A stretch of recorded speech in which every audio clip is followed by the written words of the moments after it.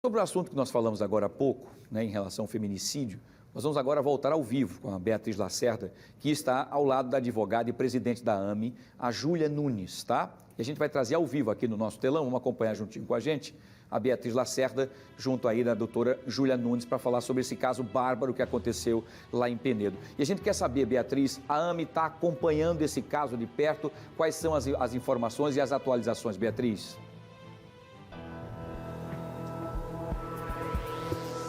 Sim, está acompanhando de perto desde o momento do crime, Wilson, porque ontem, quando essa dona de casa, a Maria Lúcia Laurindo dos Santos, de 45 anos, foi morta a tiros na própria residência, lá no povoado Santa Margarida, que fica na zona rural do município de Penedo. Algumas pessoas ouviram os tiros, perceberam que ela estava na casa já sem vida e acionaram a polícia. Mas uma sobrinha da vítima entrou em contato diretamente com a AME, porque já conhece o trabalho que a AME realiza em todo o estado de Alagoas. E por isso, ontem mesmo, a AME enviou uma advogada, uma representante da associação para acompanhar esse caso de perto, porque até ontem pensava-se que o principal suspeito desse crime de feminicídio, que é o ex-companheiro da vítima, estava foragido. Acontece que hoje de manhã ele foi encontrado morto já em outra região, também na zona rural, lá do município de São Sebastião. E a polícia acredita que ele se matou. Agora a gente vai entender como é que era o histórico desse casal, né? Da Maria Lúcia, que estava sim separada, embora morasse no mesmo terreno do seu agressor, do seu possível agressor. Ela tinha, Wilson, até uma medida protetiva contra esse homem que não aceitava a separação. E o pior, esse crime foi testemunhado pelo neto da dona Maria Lúcia, um menininho de apenas 4 anos. Vou agora estender essa conversa aqui para Júlia Nunes, Júlia Nunes, que vai contar para a gente como era o histórico do casal. Era um histórico como aqueles que a gente já está acostumado a ver em casos assim, né, de violência, ameaça, agressão. Boa tarde, Júlia. Boa tarde e boa tarde, Wilson. Realmente nós estamos muito consternados com tudo isso, porque já vinha com indícios de violência, já havia uma ameaça de que ele mataria a mulher e, por posteriori, se suicidaria.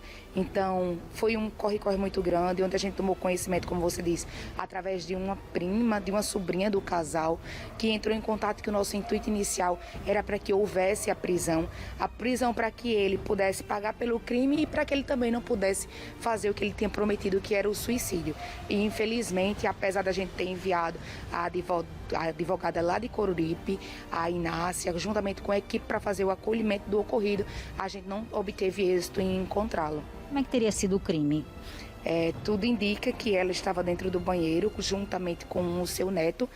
Foi um momento que ele já... Tudo indica e a população informa que ele já estava planejando. Foi o primeiro momento que ela teve sozinha, só ele e uma criança de 4 anos, quando ele entrou e atirou contra ela. Ela ficando desfalecida, os vizinhos ouviram o barulho, foram olhar e perceberam que ele estava correndo, conseguiram identificar a roupa, que ele pegou a moto e que estava com a arma em mão. De imediato entraram dentro da casa, pegaram o telefone da vítima e foi assim que eles entraram em contato, comunicando a família através de um grupo. A vizinha, muito emocionada e aterrorizada com tudo que aconteceu, enviou um áudio dizendo que a sua comadre tinha acabado de ser assassinada pelo marido, ex-marido. E o neto presenciou toda essa cena trágica, inclusive ele fala sobre isso. Foi passado para a gente, porque a Inácia foi no momento com a equipe para lá. Infelizmente não conseguimos ter contato direto com a criança, mas foi passado lá que a criança tinha presenciado absolutamente tudo. E a nossa preocupação agora, depois que tudo aconteceu, é poder fazer esse acolhimento e uma assistência psicológica para que fiquem o mínimo de dano possível. A vítima deixou 3 filhos, né? Ela tinha 3 filhos, um deles menor de idade, de 14 anos, morava também nessa casa e seriam filhos dela com o possível assassino, né? O possível agressor dela. Eu não sei informar se o menor de 14 anos morava com ela, mas eu sei informar que ele tinha um filho menor de 14 anos que sabia também das ameaças. E outros 2 filhos da vítima entraram em contato conosco. O nosso intuito também era pedir uma medida protetiva para o casal, já que eles também vinham sendo ameaçados pelo falecido. Então ela chegou a dizer que precisava da medida, acionou familiares, os familiares procuraram vocês da AME, e ela já tinha conseguido esse documento, essa medida? Foi informado por eles lá que um advogado local, que até agora nós não conseguimos o contato com ele, tinha ingressado com a medida e tinha obtido êxito. Não foi através da AME. Através do nosso atendimento, infelizmente, começou a partir do momento que ela foi assassinada, porque uma sobrinha dela, que já tinha um contato conosco, que sabe como a gente funciona aqui, solicitou ajuda, enviou o áudio perguntando se a gente só trabalhava no anterior ao ocorrido ou se a gente poderia ajudar para encontrar o agressor. E aí foi quando a gente começou a luta, entramos em contato com o secretário de Segurança do Estado, porque lá na Redondeza só tinha uma viatura, a viatura que foi lá não podia deixar o local, que era onde estava o corpo, e nosso intuito era encontrar o agressor, já que a gente tem prazo para poder fazer o flagrante. E foi assim, através do secretário de Segurança, a gente conseguiu o apoio de outras viaturas, inclusive o pessoal do Penedo se dirigiu ao local, fizeram busca, mas infelizmente só encontraram ele, já estava sem vida. É uma região de difícil acesso, né? Uma área rural, lá nesse povoado de Santa Margarida, uma região muito humilde, né? Sem muita assistência. Ela, inclusive, morava nesse terreno onde ele também vivia. Então, mesmo se ela conseguisse essa medida, você acredita que na prática funcionaria? Porque ele morava, não era na mesma casa mais, mas era muito perto, né? Devia vê-la todos os dias. O local era tão afastado que a nossa advogada, a doutora Inácia, não conseguia contato com a gente, que foi uma grande preocupação nossa. Tanto ela como toda a equipe que a gente tem lá. Então, a gente ficou muito preocupado porque a gente não conseguia ter notícias de imediato, não sabia se ele estava, como ele estava armado, se ela corria algum tipo de risco, se a polícia tinha chegado. Então, realmente, o acesso é muito difícil. Mas existe sim a possibilidade, em qualquer local, independente de onde esteja, da gente afastar o agressor. Obviamente que lá o atendimento, a chegada da polícia, ela vai demorar mais um pouco do que o normal. Mas digamos que ela tenha a medida protetiva e ele esteja ainda lá perto. A gente pode requerer a prisão dentro dos autos do processo. E aí, quando ele estiver preso, ele não vai poder se aproximar dela. A bem verdade é que a maioria das mulheres, e foi o que aconteceu com ela também, apesar de estar decidida de sair de um relacionamento abusivo, tenta o máximo possível permanecer sem causar nenhum dano para o agressor. A gente recebeu outro caso hoje aqui, que uma mulher fica recebendo mensagem que se for preso vai matar. Então a mulher tenta modificar sua rotina, modificar o seu jeito, tirar por menos, afastar aos pouquinhos, para que não ser assassinada, quando na verdade essa não é a solução. A solução é a ruptura mesmo, imediata e forte, e se for necessária a força policial que a gente coloca, a força policial, porque caso contrário, mulheres continuarão sendo assassinadas, que é a nossa angústia hoje dentro da AME.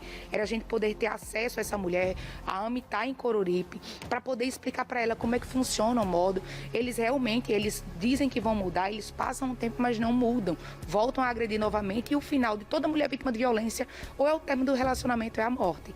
E o que a gente quer é que seja a primeira opção, o término do relacionamento. Nesse caso, pior do que um feminicídio e um suicídio. Porque a gente quer que prenda o agressor para que ele pague pela pena, mas a gente não quer uma pena dupla para a família, para o filho que perdeu a mãe e agora perdeu o pai, para o neto, né, que perdeu. Então, nós estamos realmente muito emocionados e tristes com esse contexto, por não ter conseguido chegar a essa mulher como deveria. E aí, por isso, a importância, e agradeço ao Wilson e a vocês, para que a gente entre dentro das casas e mostre. Eu tive sorte que não tive um fim como esse, mas ela e outras mulheres não terão essa mesma sorte. Então, a hora de terminar é agora.